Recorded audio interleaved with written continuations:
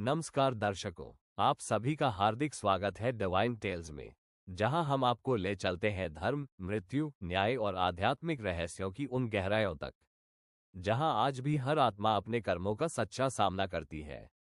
यहां बताई जाने वाली हर कथा केवल कहानी नहीं, बल्कि एक चेतावनी, एक सीख और जीवन को बदल देने वाला अनुभव है। तो बैठ जाइए शांत मन से, क्योंकि आज फिर गरुड़ पुराण की एक नई भयावह और भावनात्मक यात्रा आपके सामने खुलने जा रही है।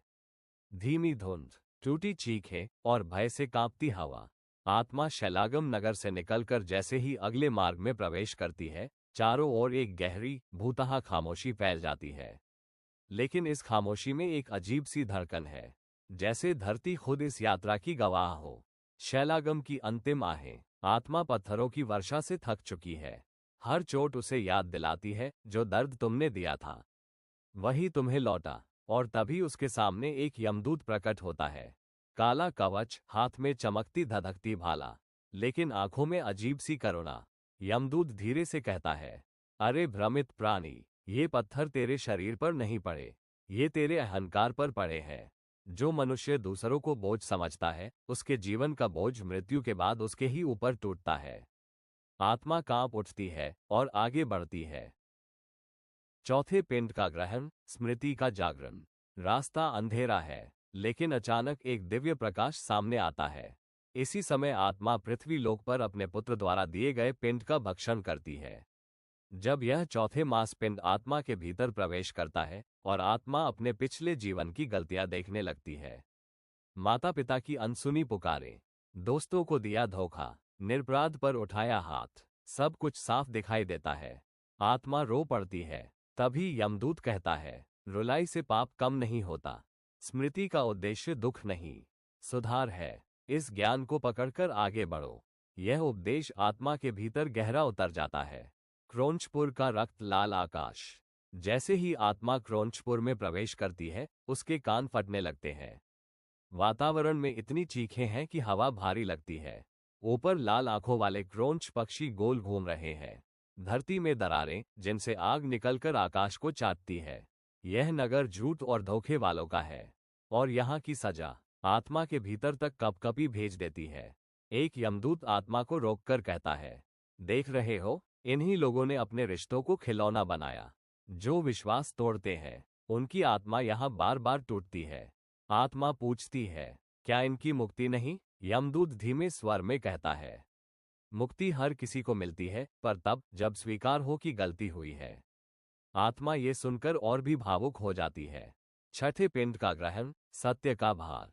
जैसे ही आत्मा छठे मास के पिंड को ग्रहण करती है, एक तेज झटका उसके भीतर फैल जाता है।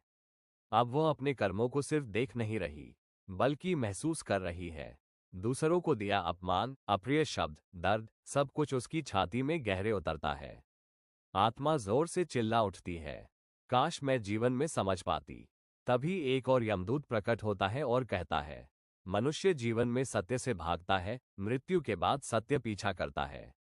फिर आत्मा यात्रा के अगले पड़ाव क्रूरपुर पहुंचती है। क्रूरपुर में हवा भी जैसे आग बनकर चुभती है। यहाँ चीखें कम नहीं, बल्कि सुनियोजित लगती है। यह नगर अत्याचारियों का है। उनका दर्द यहाँ सामान्य नहीं, बल्कि 1000 गुना बढ़ा हुआ दर्द। लोहे के जलते भाले, घूमते अग्नि चक्र, पिघले लोहा में डूबते पापी। एक यमदूत आत्मा को रोककर कहता है, इस नगर में प्रवेश करने वाले वो होते हैं जिन्होंने दूसरों को रुलाया और खुद कभी रोए नहीं।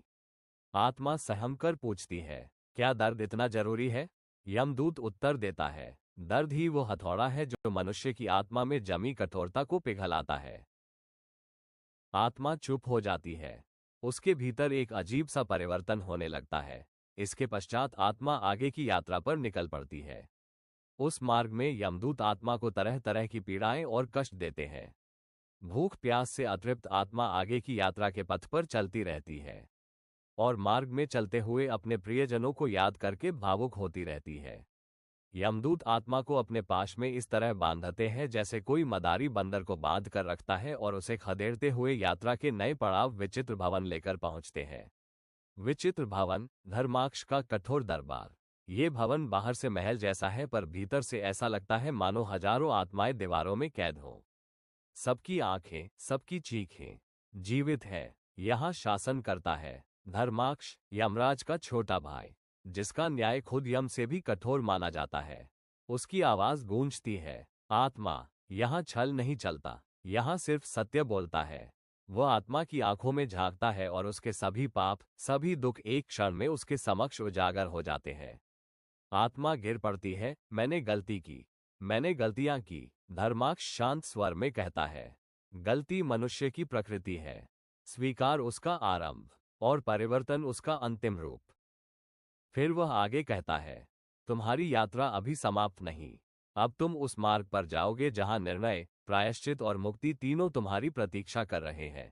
दर्शकों, अगर डिवाइन टेल्स की ये यात्रा आपके मन को छू रही है, कुछ सिखा रही है या आपको गरुड़ पुराण के रहस्यों से जोड़ रही है, तो कृपया वीडियो को लाइक करें, चैनल को सब्सक्राइब करें और बेल आइकॉन जरूर दबाएं। आपका एक छोटा सा समर्थन हमारी हर अगली कथा को नई ऊर्जा देता है और हमें प्रेरित करता है कि हम आपके लिए ऐसी ही गहरी, रहस्यमयी और जीवन बदल देने वाली कथाएं लाते रहें।